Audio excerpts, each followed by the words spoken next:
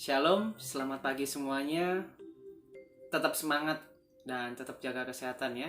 Dan biarlah kita dapat mengikuti materi kita pada hari ini.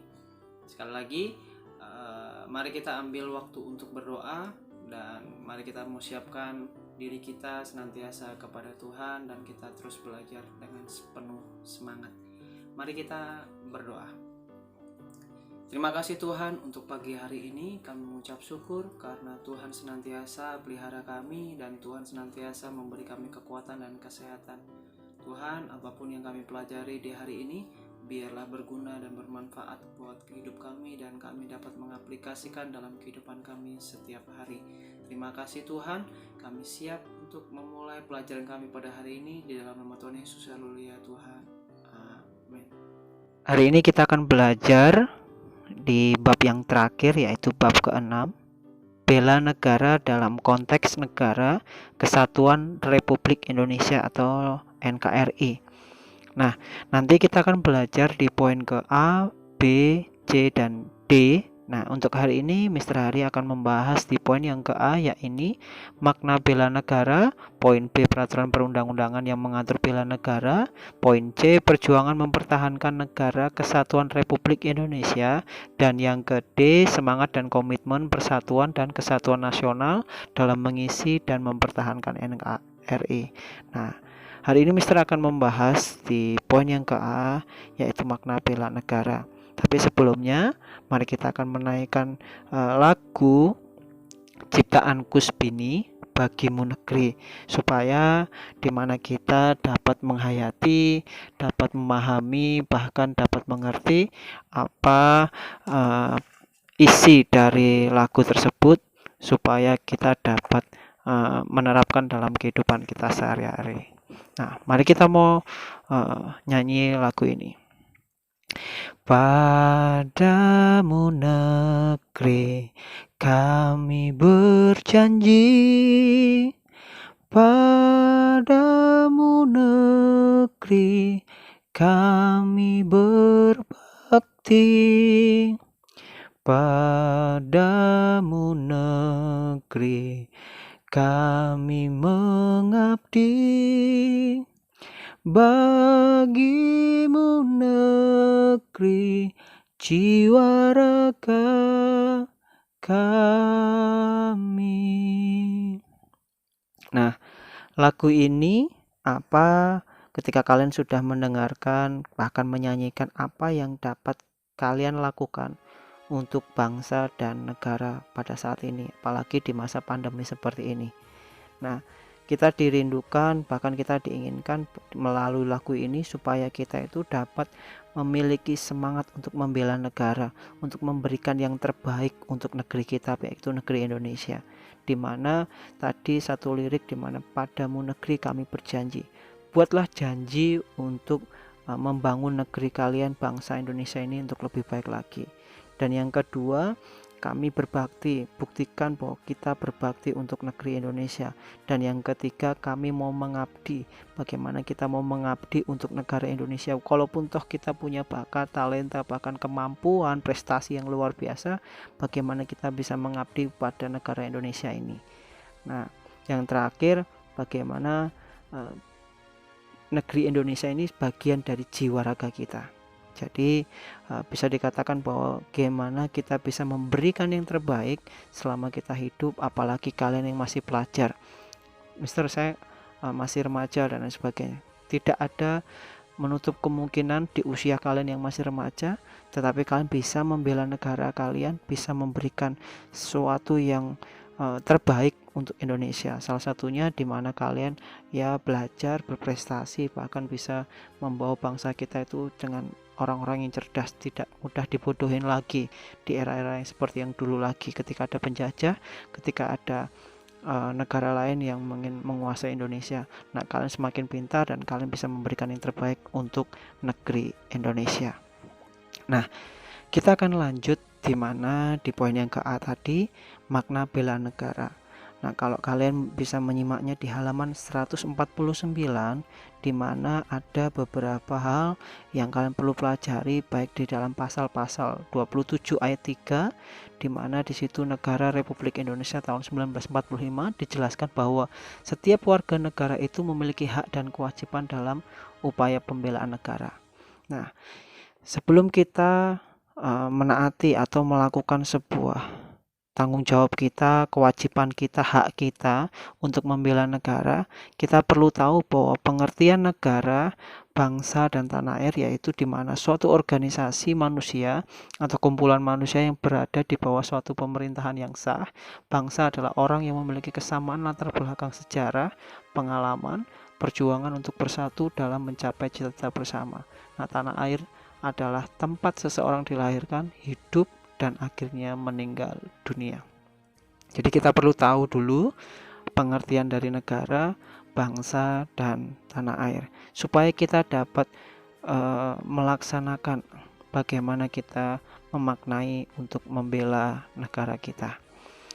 Sesuai dengan pasal 27 ayat 3 tadi, di mana kita memiliki hak dan kewajiban dalam upaya pembelaan negara. Nah, yang kedua, lahirnya suatu negara, jadi di mana manusia pada awalnya hidup sendiri-sendiri dan berpindah-pindah tempat, namun kesendirian hidup manusia sangat menyulitkan sehingga dibentuk kelompok manusia.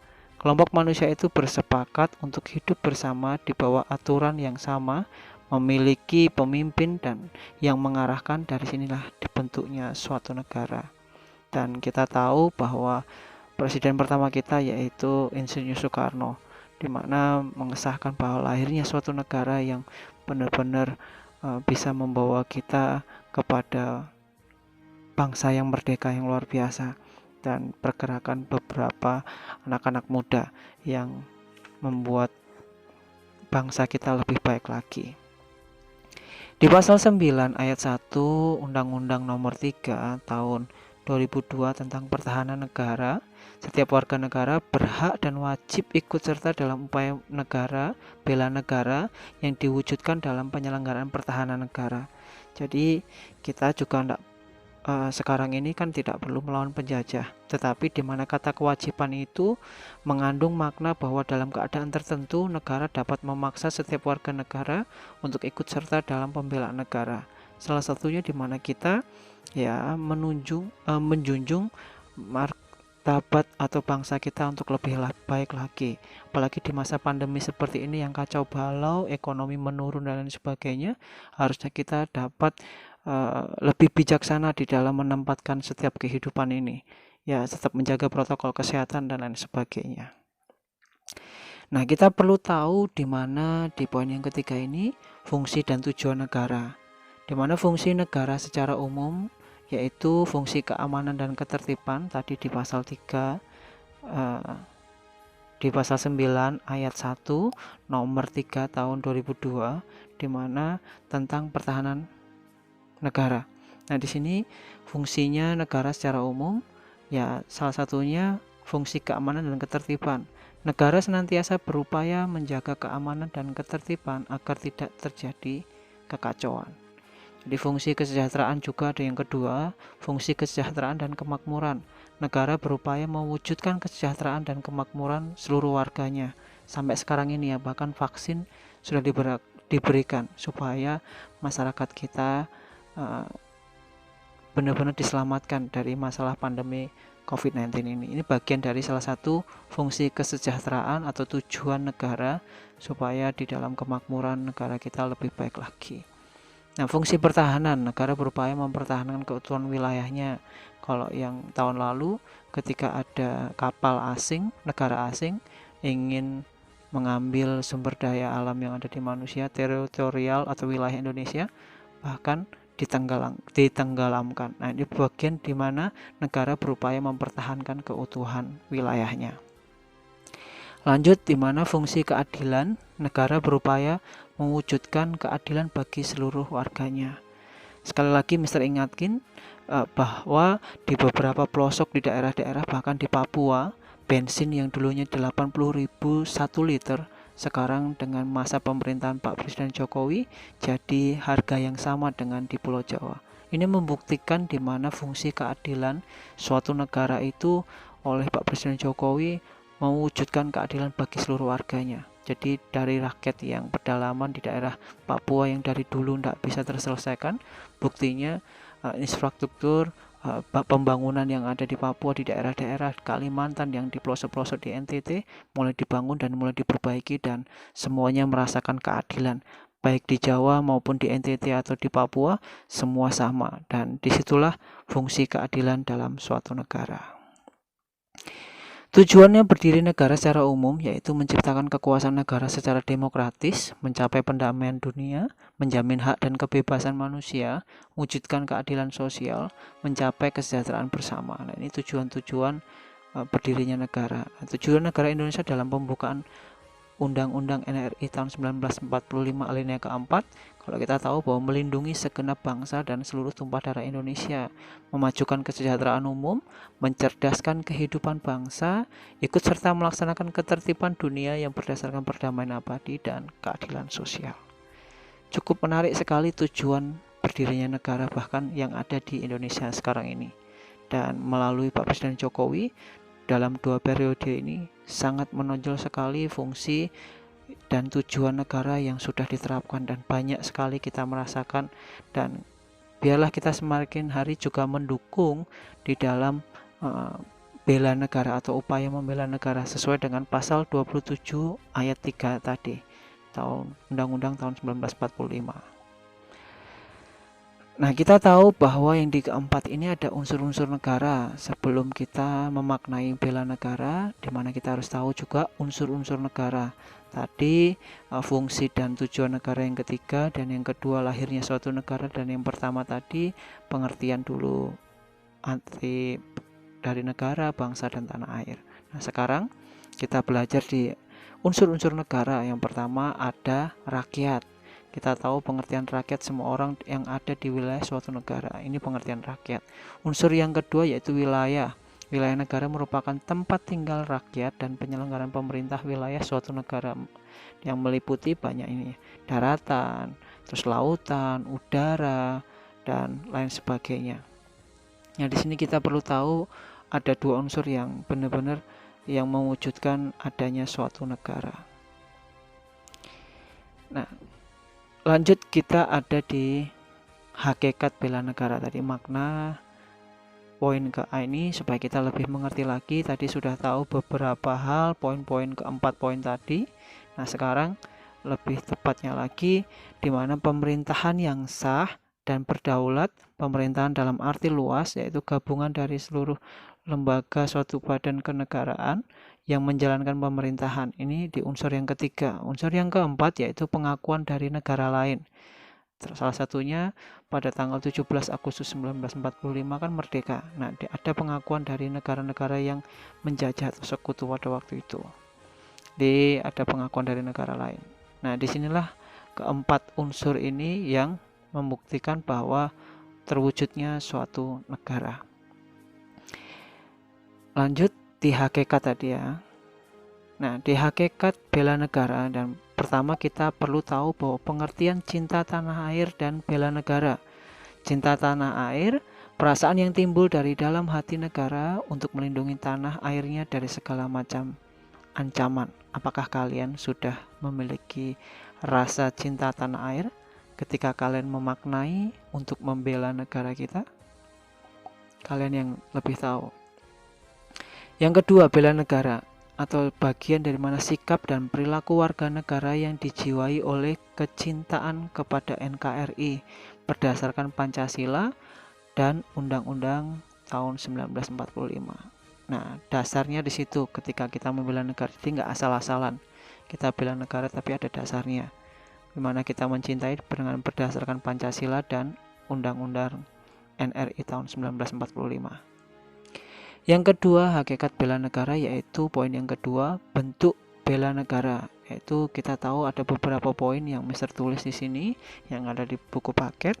Nah, intinya di bagian ini adalah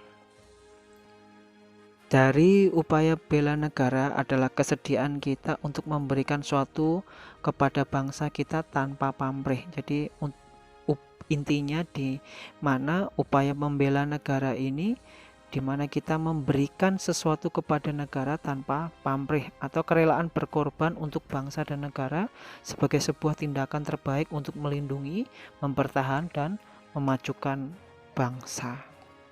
Itu bagian dari mana kita upaya membela negara. Di poin ke-C yaitu pentingnya bela negara, di mana menjaga keutuhan dan kedaulatan negara. Pasti ya, penting sekali bela negara. Dan tadi sudah Mister jelaskan intinya di mana kita memberikan yang terbaik buat negara kita tanpa pamrih. Ini ada beberapa poin pentingnya, merupakan wujud kewajiban dasar manusia.